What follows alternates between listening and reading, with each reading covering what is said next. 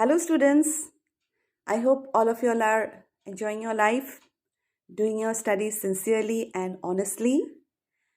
Today, I have come before you all to start a very beautiful chapter from your alternative English textbook, Vibture. তোমালোকৰ চবৰে আছে চাগে text বিলাক লগত and the chapter that we are going to do, the title of the chapter is The Gift of the Magi. Very wonderful, very beautiful chapter. And before going to the chapter, as we always do, let us know what is written about the author. And the author of the short story is O. Henry. Now, students, O. Henry's name probably you all have heard before. He is considered to be one of the best short story writers of the world. Like him, we have other short story writers who have achieved the zenith of popularity. Like we have Guy de Maupassant. In India, we have R.K. Narayan. Okay? And these people, including James Joyce and others, these people have written such arresting, such beautiful short stories that readers are charmed by their writing, the plot of their stories, the language, the lucidity, all these things have really mesmerized the reading world. Now, if we come to O. Henry's writing world, we have to admit that his stories have a magical quality. Okay, they have a magical quality. And before going to the story, let us know something about the life of this great man, O. Henry. Because the students in every field, such great people take birth rarely. Like in your scientific world, you had scientists like Einstein, Newton, Stephen Hawking. Similarly, in our world of literature, especially if we talk about the genre of short stories, O. Henry was such a gem of a person. Okay? And his life was filled with happenings. It's not that his life was a bed of roses. Okay? His life also is something to study, something to get inspiration from, because he was a person who had lived in the prison also. Who thought that a prisoner would one day become such a great short story writer?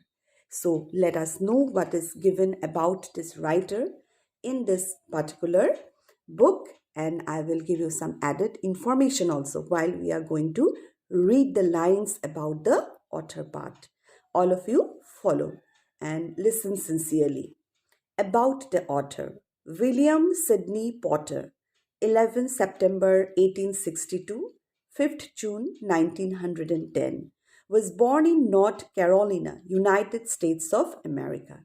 So, from the first line, we get to know that O. Henry's real name is not this. His original name was William Sidney Porter. This name O. Henry is his pen name. Many writers take a pen name, okay, a name which they take in order to hide their original identity, or they don't like to reveal their original name. And his real name was William Sidney Porter, and he was born on 11 September 1862 and died on 5th June 1910. So from this information, we get to know that he was an American writer. He was born in North Carolina, United States of America. He had a rather varied career, ranging from clerk to bank teller. After leaving school at the age of 15, see, his life was such that his career was filled out with diversity. He worked as a bank clerk, bank teller. He worked as a clerk also.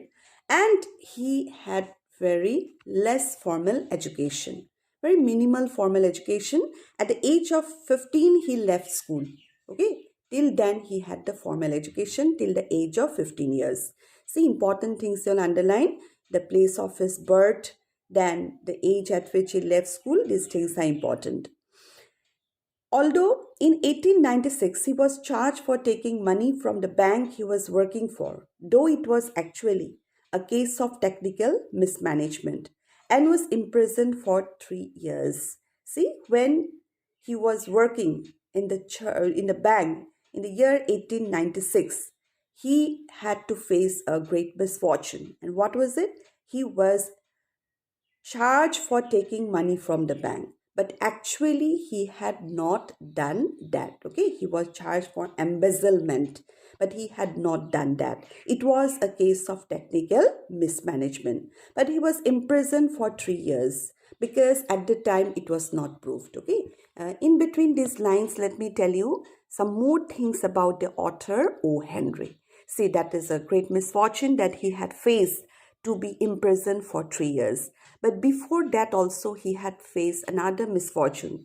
He had lost his mother at a very tender age. Okay, so he was brought up by his relatives. So that was a great setback in his life, and that is why probably he could not, because of some difficulties in his family life, some financial shortcomings, he had to leave his formal education at the age of 15 years.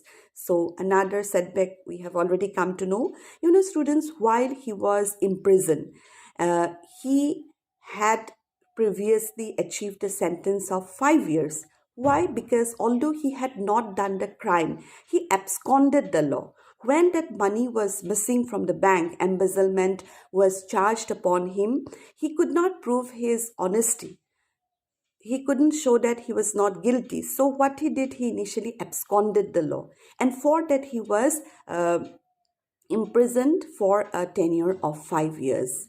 And it was really a very hard time for him, because while he was behind the bars, his wife died and his daughter was all alone. Okay, few relatives were there, but they didn't take much care of the little girl. Okay, she was very young at that time. Probably her daughter was 2 to 3 years old. So at that time, a helpless father behind the bars, you just imagine his situation.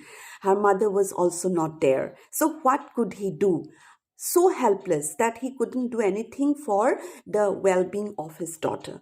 He needed money very urgently in order to bring up his daughter, in order to give that money to some relatives so that they can take proper care of her. So from where is he going to earn the money? His strength was restricted behind the bars. He couldn't do anything. But see, if you have a determination in your mind, ultimately you are going to find a way out. So what was he doing? What he did, he started writing inside the prison. Okay, he started writing, and while he was writing, he did not take his original name, William Sidney Porter. He wrote under the pen name of O. Henry. Why? Because he had the fear that if he took his original name, probably people are not going to read his writings, because at that time he was a criminal. He was behind the bars. Okay, so when he wrote under the pen name of O. Henry, and he made his first publication from inside the prison itself, okay, he got immense popularity, and that built up his aplomb, that built up his determination. And because of his good conduct, the prison law made his tenure short. From 5 years, it was shortened to a period of 3 years. And ultimately, he was released after 3 years. So when he went out of prison, that was a new life waiting for him, students. And he didn't expect it. He had already attained the heights of popularity. With time, he became so popular that there was riches in his life, power in his life, and so much of popularity. Okay, so that was a turning point in his life. Writing first for his daughter's sake at the age while he was behind the bars turned out to be a great turning point in his life. It seemed as the wheels of fortune had moved in his favor. Okay, it was a great thing for him.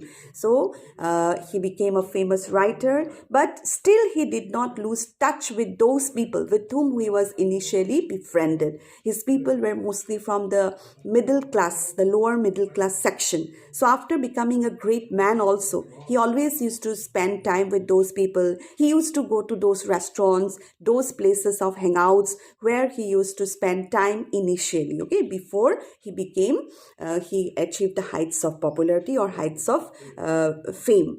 And then, because from there he used to draw a lot of matter for his short story. From the lives of these people, he used to draw a lot of matter for his short stories. Say, let me again continue from this line. During his time in prison, he wrote a series of adventure stories. Now you understand why he had to write stories. It is because in order to get a maintenance for his daughter, who was very young at the time, and her mother had also died, and was and published as Cabbages and Kings, which became hugely popular. Underline the word Cabbages and Kings. Those were the adventure stories, and the title was Cabbages and Kings. Under that heading, he had written many adventure stories. That was the name of the book, and that book contained what? Adventure stories. He later took to writing under the pen name of O. Henry and wrote some of the best stories that have been written in the English language. I told you, one of the best short story writer. In fact, the best stories ever written in English language. He was a pioneer. Pioneer means someone who starts something, initiator, beginner. In the sense that he was one of the first writers to write about the middle class. Underline that also. Very important information, students. He was the beginner in this particular field. He was the first person who wrote about the middle class section of the society. He passed away at the age of 58 in New York in the year 1910. Reason is not given here, but let me tell you, the reason was liver cirrhosis. You know why he suffered from liver cirrhosis? It is because he became a heavy drunkard. Why? Because he could not handle the pressure in the later part of his life. He had become so popular that magazines and other books demanded newspapers, articles, stories from him, and he couldn't handle it so much. And ultimately he took to drinking, and that made his liver fail, and he died of liver cirrhosis at the age of 58 in the year 1910. So that is the information we get about the life of this great writer.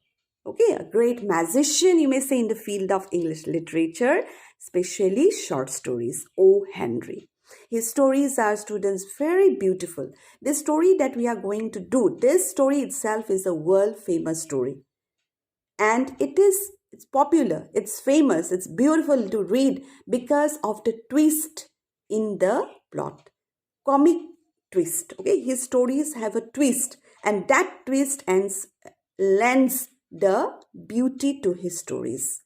Now, the Gift of the Magi. First, let me speak a few words on the title of the story, The Gift of the Magi. The gift. You all know what is a gift. We all like gifts, don't we? I hope you all also like gifts. Who doesn't like a gift? Gift is something which is filled with surprises for us. If it is wrapped in beautiful, colorful paper, and when someone gives it to us, we become so excited. We want to open it and see what is there for us. And there are occasions specially marked where we get gifts. Like in our birthdays, we receive gifts. During some festivals, we get gifts. Like we get gifts for Assamese people, we get gifts in the Bihus. Again, for Christians, they get gifts in the Christmas. In the Eids also, we get gifts, isn't it? So these gifts, they have the ability to make us jestful, to make us happy, even if we are in a very sorrowful state of mind. Now, Gift of the Magi. The title says that the Gift of the Magi. What is a Magi? Magi here means three wise men. Mind you, three wise men. And who are they? Caspar, Balthazar, number 3, Melchior. Again, I am repeating, three wise men, Caspar, Balthazar, and Melchior. these are the three wise men, the Magi, which the story refers to. Okay, initially we have to read the title like that, the gift given by the three wise men. Now, who are these three wise men? This Caspar, Balthazar, and Melchior. These are the men who had come from the east during the time when Jesus Christ took birth. You know Jesus Christ? When Jesus Christ was born, there was a star rising in the sky. And these three wise men from the east, they followed that star in the sky. And where the star went down, they also went to that place and they were lucky to find the baby Jesus, who was with his mother Mary in a barn. So these three men went and had a sight of baby Jesus for the first time and presented him with some precious gifts. And that tradition is there in our society also. I hope you all know about that. That when we see a baby for the first time, we don't do it with our bare hands. We give something as a token of love, whatever it may be. Okay, money or dress or whatever on earth, but we have to give something. That is a sweet tradition which is nurtured in our society. So these three men, Caspar, Balthazar, and Melchior, they had brought some expensive gifts, some valuable gifts such as gold, myrrh, frankincense. Again, I'm repeating, gold, myrrh, frankincense. These are some valuable things they had brought, and they gifted it to baby Jesus on his birth. Now, you all know that the birth of baby Jesus is celebrated as Christmas. Okay, that is the Christmas day. It's a beautiful day, isn't it? On the 25th December, it is celebrated. Everywhere there is a lot of celebration all over the world because there are Christian people all over the world, and the Western world, most of the people are Christians. In the big countries like America, in the countries like England, there is so much of celebrations. Okay, so this celebration is you may say it's not complete without the tradition of gift giving. So this tradition of gift giving in the time of Christmas was started by whom? The three wise men, Caspar, Balthazar, and Melchior. So from that time onwards, it has continued. It has passed down ages and it is still very popular. In fact, Santa Claus also comes to give gifts to little children during the time of Christmas. So these celebrations, giving gifts, all these things help to run the society smoothly. These are the things which make people happy even in their sad hours. Okay, these things are, you may say, these are gems. These are the things which lend beauty to our lives. So what does the story want to tell us? Let us see who are the Magi's here, who are the characters here, what is the setting of the story. All these things we will come to know. And I bet students, you all will all enjoy the story because this story has been enjoyed by each and every reader, I bet. And it is because of the popularity of the story that the story has been made into made into films. It has been taken by our film industry also, and many songs have been picturized based on the concept of this particular story. Yes, so as we do every time, let us first see who are the characters, setting, plot, and genre of it. So by now you all know this chapter that we are going to do, the Gift of the Magi. What is the genre? Short story. It is a short story. And by now you all know that what are the characteristics of a short story. A short story has a plot. It has a beautiful storyline. It has characters. It has a climax and it has a beautiful ending. Okay. And it has a setting also. And it doesn't take a long period of time. The story starts and ends within a short period of time because short story, as you all know, it is a condensed form of a novel. A novel is a bigger form of a short story. There you have many characters. Two plots may take place side by side, but here you have only one plot. And here most of the characters remain the same from the beginning to the end. But in novel, generally some characters change. Okay, initially a person may be bad, but towards the end of the novel he may become a good person. Those are called round characters. But in short stories we mostly have flat characters. Okay, so these are some added information, students. Now, the setting. Genre is short story. Setting is America, New York, the city of New York, America. And then we have the characters. The two characters in the short story, two most important characters in the short story are: number one, please mark it, students. You may write it down in the blank part here so that you don't get confused. Number one is Jim, Jim, Jim, name of a young man, age 22 years, Jim. Number two character, Della, Della, Della is the young, beautiful wife of Jim. So Jim and Della, they are a couple. And then minor characters we have like Madame Sofronie.